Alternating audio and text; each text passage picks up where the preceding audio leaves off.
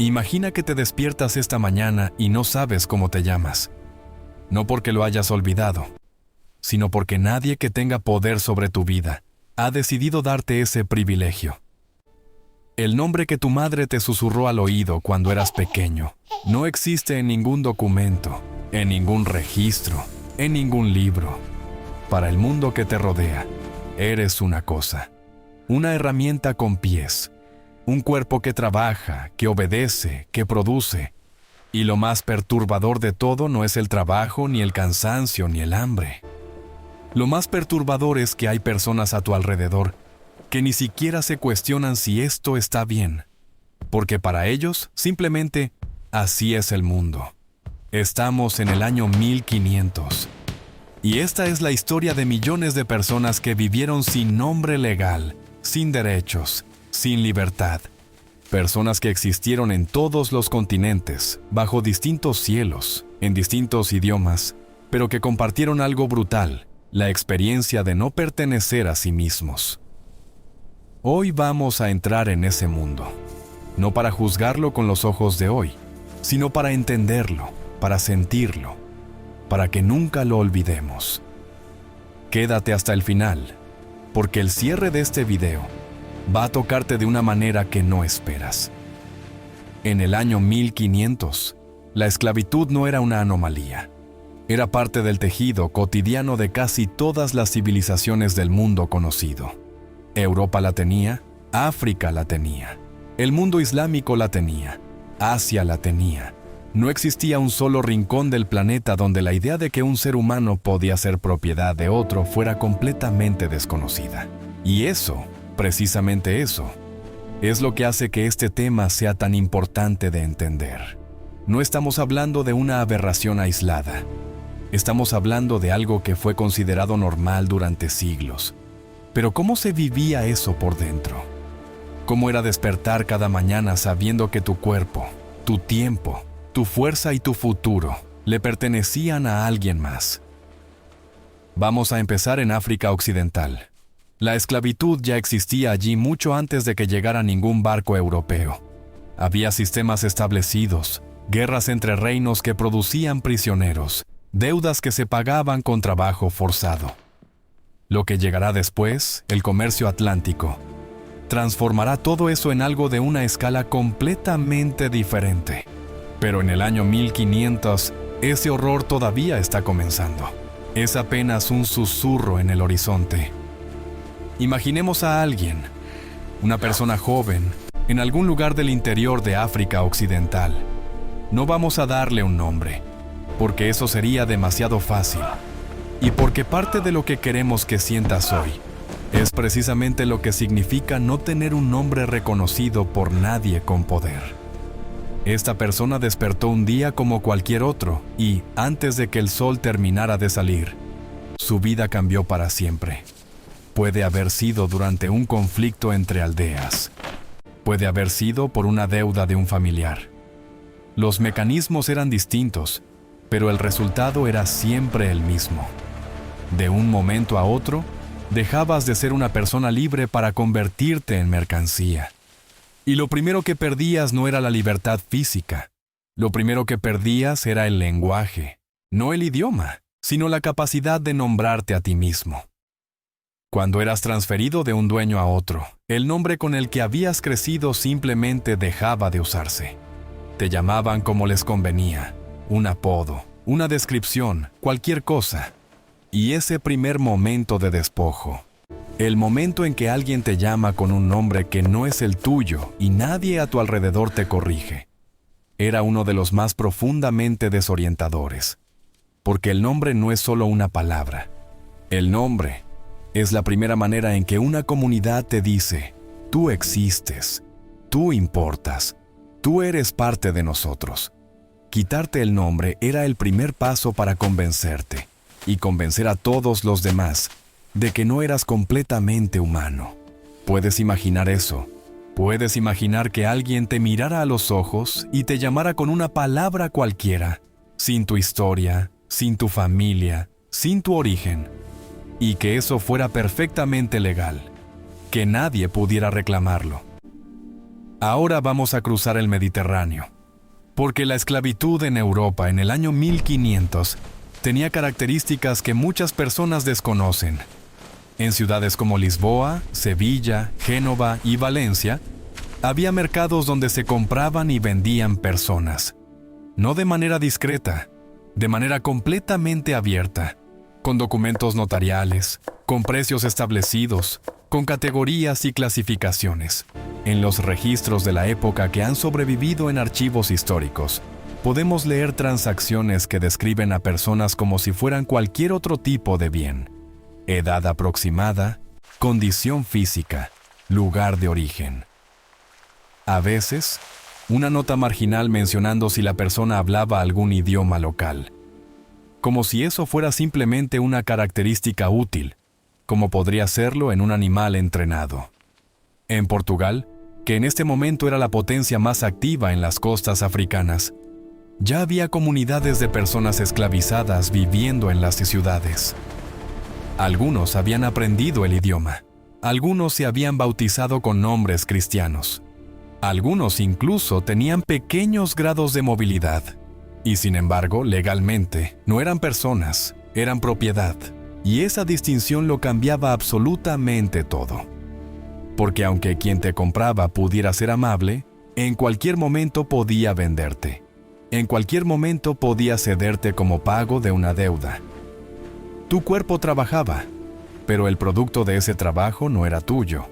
Tu tiempo pertenecía a alguien más. Tus relaciones más íntimas podían ser interrumpidas sin previo aviso.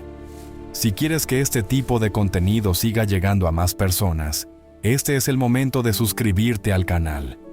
Lo que estamos haciendo aquí, recuperar estas historias con seriedad y con respeto, requiere apoyo. Dale clic al botón de suscribirse si todavía no lo has hecho. Hablemos del mundo islámico, porque es uno de los contextos que con más frecuencia se omite, y es profundamente injusto omitirlo. El Islam, como sistema legal, tenía una posición compleja frente a la esclavitud. Por un lado, los textos religiosos alentaban la liberación de personas esclavizadas como acto de piedad. Por otro, permitían y regulaban su posesión. En el mundo islámico del año 1500, que se extendía desde el norte de África hasta el Medio Oriente y partes de la India, había personas esclavizadas que provenían de todas partes. Africanos del sur del Sahara, eslavos del este de Europa, turcos, griegos, incluso personas del norte de Europa capturadas por piratas del Mediterráneo. Aquí encontramos algo revelador. En el mundo islámico, la religión podía, en teoría, funcionar como un elemento de movilidad. Un esclavo que se convertía al Islam podía, con el tiempo y con suerte, acceder a ciertas posiciones de mayor confianza. Hubo casos documentados de personas que comenzaron como esclavos y terminaron con posiciones de influencia. Pero eso era la excepción. La regla era el trabajo, la obediencia y la invisibilidad. Y lo que nunca cambiaba, ni en Lisboa, ni en El Cairo, ni en Bagdad, era la experiencia psicológica central. Saber que tu voluntad no era tuya, que podías desear, soñar, tener esperanzas, pero ninguna de esas cosas tenía valor legal si alguien con poder sobre ti decidía otra cosa. Los historiadores han llamado a esto la muerte social. No la muerte física, sino algo igual de devastador. El proceso por el cual una persona esclavizada era separada de todas las redes que le daban identidad. Su familia, su comunidad, su idioma, sus rituales. Y esa separación ocurría de manera gradual, acumulativa. Cada día que pasabas sin que nadie te llamara por tu nombre verdadero.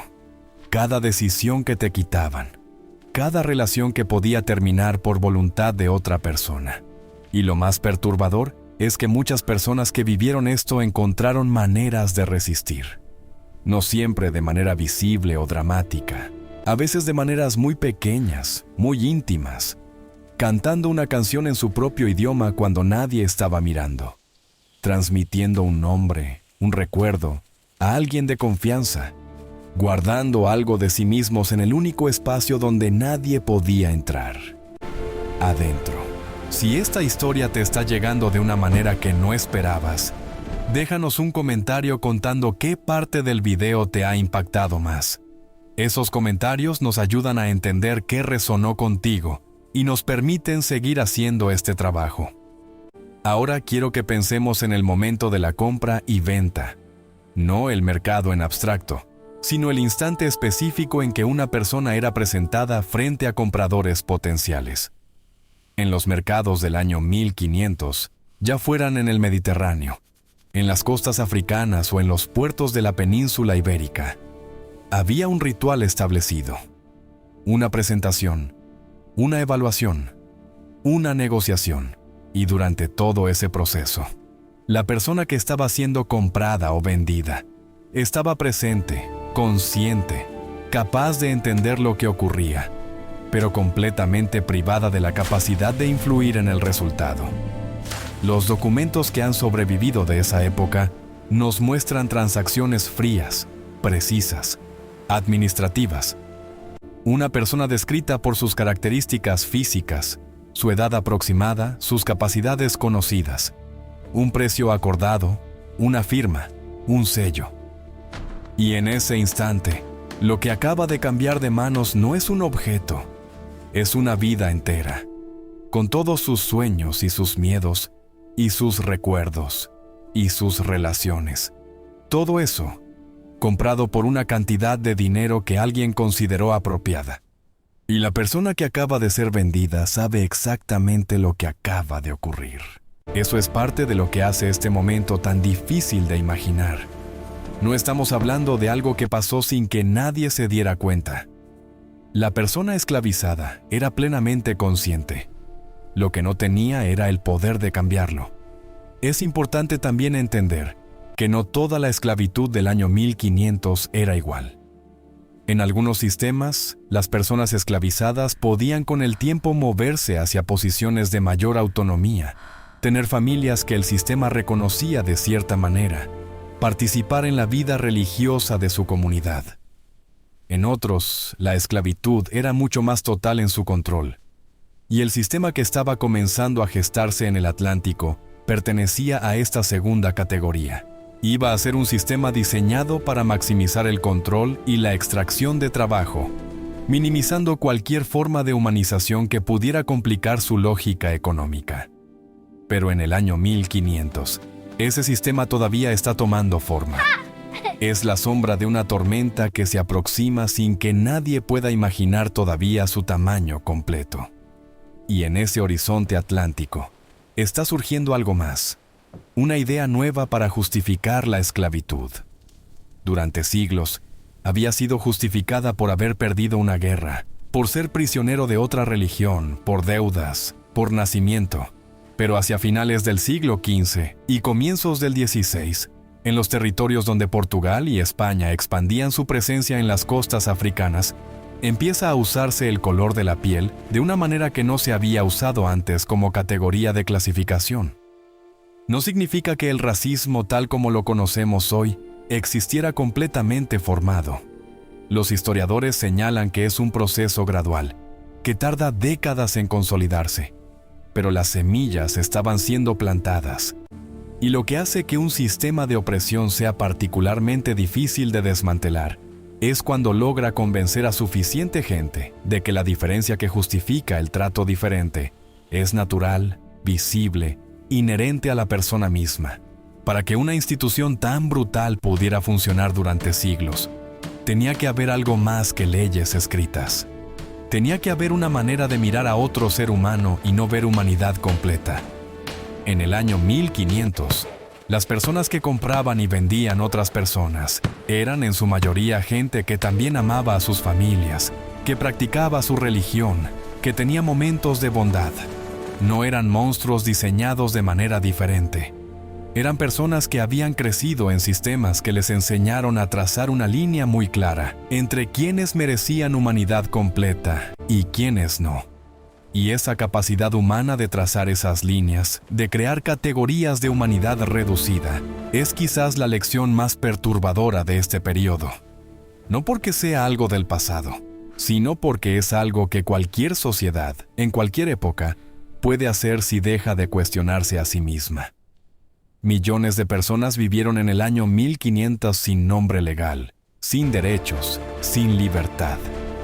Vivieron con plena conciencia de lo que les había sido quitado. Y dentro de esa pérdida, conservaron algo que ningún sistema pudo eliminar completamente: la certeza de que eran humanos, de que valían, de que importaban, aunque nadie con poder sobre sus vidas estuviera dispuesto a reconocerlo. Esa certeza, guardada en silencio, transmitida en susurros, sobrevivió. Y parte de lo que somos hoy, parte de los derechos que tenemos hoy, parte de esta conversación, es heredera de esa supervivencia. Así que la próxima vez que escribas tu nombre en un documento, la próxima vez que tomes una decisión sobre tu propio tiempo, la próxima vez que digas lo que piensas y nadie pueda detenerte por eso, recuerda que hubo personas, millones de personas, que vivieron sin nada de eso, y que su historia merece ser recordada con toda la seriedad que le hemos dado hoy. Gracias por quedarte hasta el final. Si algo de lo que escuchaste te hizo pensar, cuéntanoslo en los comentarios. Y si todavía no estás suscrito al canal, este es el momento. Hay más historias como esta esperando ser contadas. Nos vemos en el próximo video.